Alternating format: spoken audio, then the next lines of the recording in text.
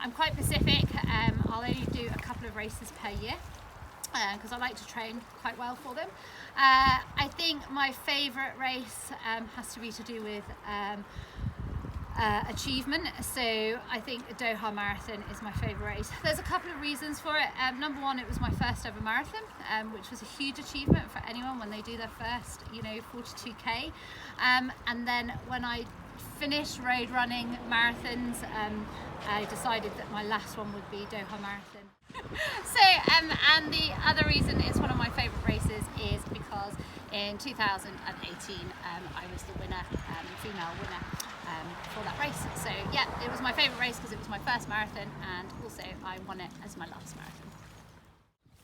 The two races I love the most are the Duddenfell Race, which is about 20 miles in the Lake District, Western Lakes, and it goes all around the Duddon Valley, and there's loads of little intricate sheep paths.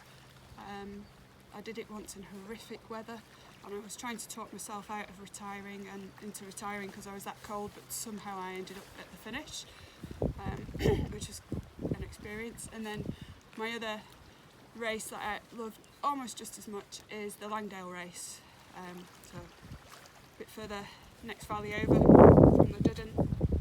Again, really good race, steep climb, steep descent, but really good intricate little navigational bits where you need to know where you're going. So again, done that a couple of times, love those two races. Best achievement running wise is the Bob Graham round. It was such a cracking day out.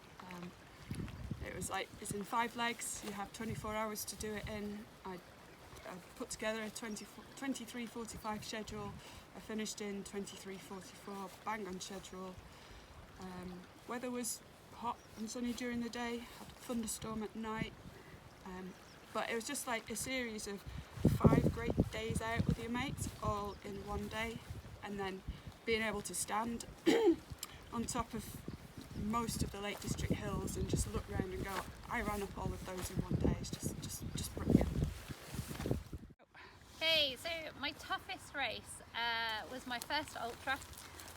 I'll call it an ultra because it was off-road, and I was very much used to road running, and I had the desire to go on a little bit further, and I thought 50k would just do that for me, and I didn't realise how hard it actually was going to be, the difference between road and trail. I went back home to my Cornish land and ran the Roseland Rat 50k. It was the hardest thing I've ever done. I feel I trained well, but oh my god, it was absolutely insane. It took me about 2 years to get over it. One of the best races I've ever done. It was really a good family race, but definitely the hardest. Why it was the hardest? It was the transition between road and trail for me. Elevation. Anybody that's done that race will know how difficult the steps are, how narrow it was compared to what I was running in. I was out in Doha, and I was used to big, wide roads and stretches of desert as well. But when we go to the Cornish coastline, as many of you will probably know, they're very narrow, so I had to get used to not running to a rhythm, and that was really interesting, and I hadn't actually experienced any of that before until the race day. So lots of elevation, lots of steps, bit of cramping, but other than that, I finished well on it. I actually finished second overall, but when I finished I actually cried. It was the toughest challenge I've ever done.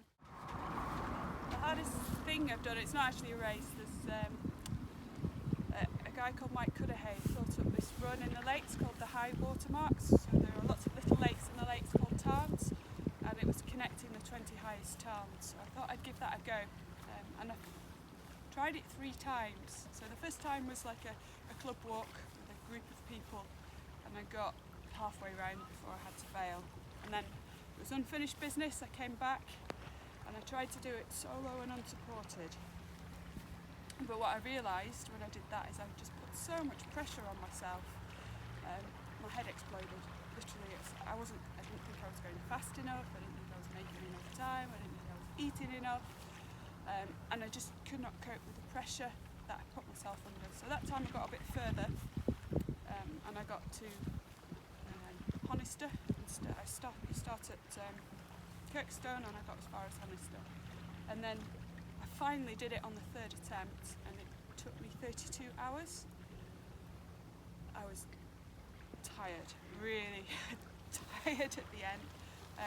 But I decided to go with a small team, so my dad did the first leg and my friend Ray Pritchard did the second leg, the second half, and the weather was thick mist and pouring rain when I finished.